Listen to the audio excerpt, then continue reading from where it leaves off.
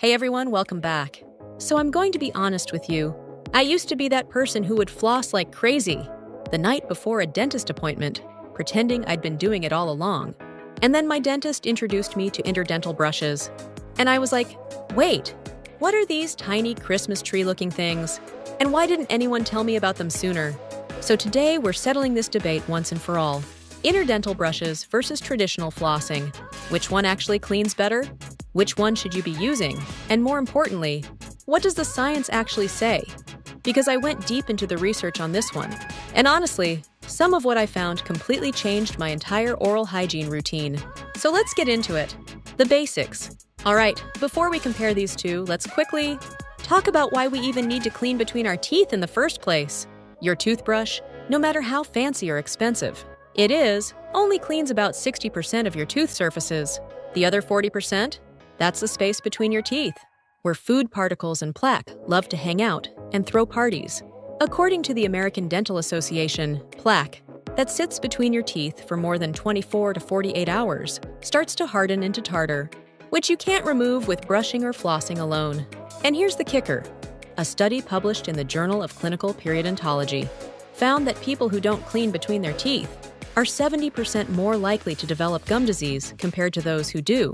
So yeah, this isn't just about fresh breath. This is about preventing serious oral health problems down the line.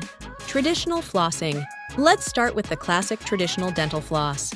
This is what most of us grew up with, whether it's the waxed kind, unwaxed, or those little floss picks. When done correctly, and that's a big when, flossing can be incredibly effective.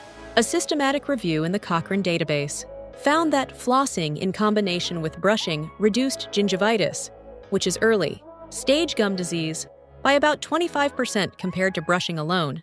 The technique matters a lot though. You're supposed to curve the floss around each tooth in a C shape and gently slide it up and down beneath the gum line.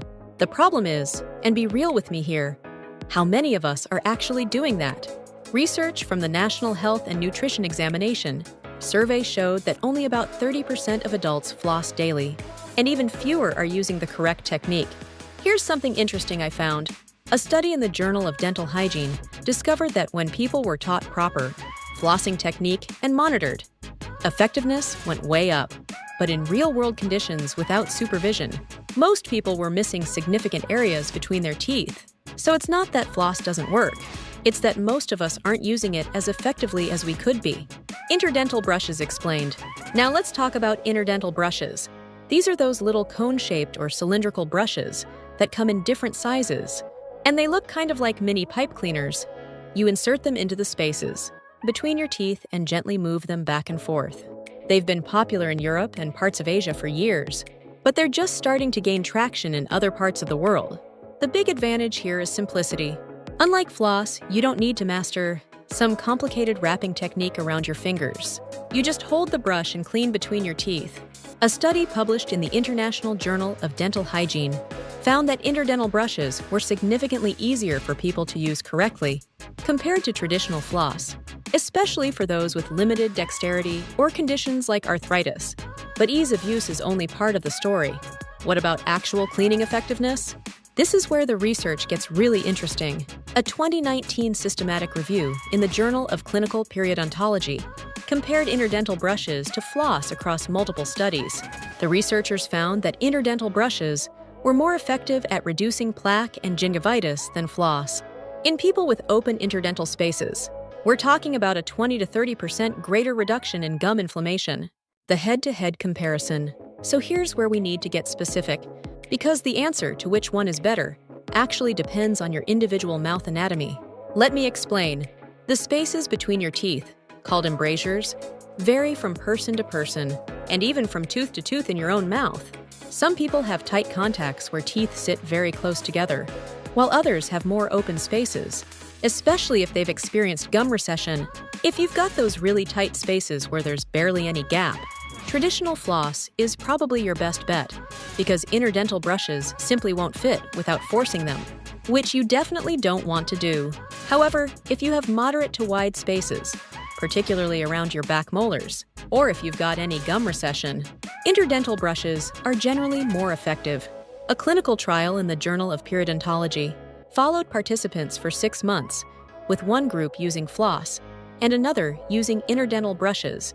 In participants with open embrasures, the interdental brush group showed significantly better results in reducing bleeding on probing, which is a key indicator of gum health. But in those with tight contacts, both methods performed similarly when used correctly. The real-world factor. Now, here's something that dentists don't talk about enough, but researchers are starting to emphasize. The best interdental cleaning tool is the one you'll actually use consistently. I mean, think about it. A perfect technique that you do once a week is going to be way less effective than a good enough technique that you do every single day. If you're enjoying this breakdown of the actual science, do me a solid and hit that like button. It helps more people find this video, and honestly, I think everyone deserves to know this stuff before their next dental appointment.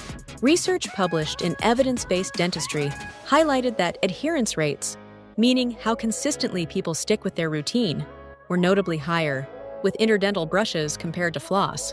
The study found that after 3 months, 68% of people were still regularly using interdental brushes, compared to only 51% who continued flossing regularly. That's a significant difference. What dentists actually recommend. So I reached out to several dental professionals and looked at current guidelines from major dental associations around the world. Here's the consensus.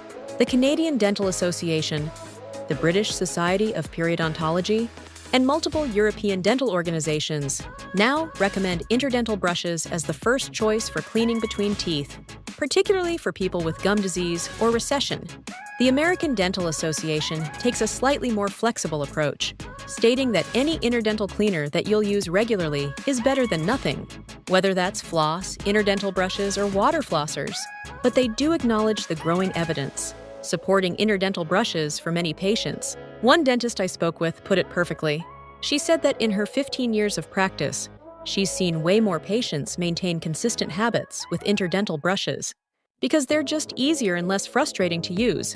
And from a clinical standpoint, consistency beats perfection every single time. The practical takeaway. So what should you actually do? Here's my recommendation based on everything I've learned. Start by assessing your own mouth. If you have tight spaces and you're comfortable with flossing, and you do it regularly, keep doing it. You're already ahead of most people. But if you struggle with floss, if you find it tedious or difficult, or if you have any spaces between your teeth, especially near the gums, give interdental brushes a try. You might even need a combination approach. Maybe floss for those super tight front teeth and interdental brushes for the back molars, where you've got more space. There's no rule that says you have to pick just one. The goal is simply to clean between all of your teeth at least once a day. The bottom line is this: both flossing and interdental brushes work when used correctly and consistently. The research shows interdental brushes have an edge in effectiveness for most people, especially those with any gum recession or wider spaces. But the real winner is whatever tool you'll actually use every single day. If you found this helpful and you want to see more videos where we break down the actual science behind everyday health decisions, make sure to subscribe and hit that bell icon so you never miss an upload. Drop a comment and let me know. Are you Team Floss or Team Interdental Brush? Or are you like me and using both? I read every comment, and I'd love to hear about your experience. Thanks so much for watching, and I'll catch you in the next video. Now go take care of those teeth.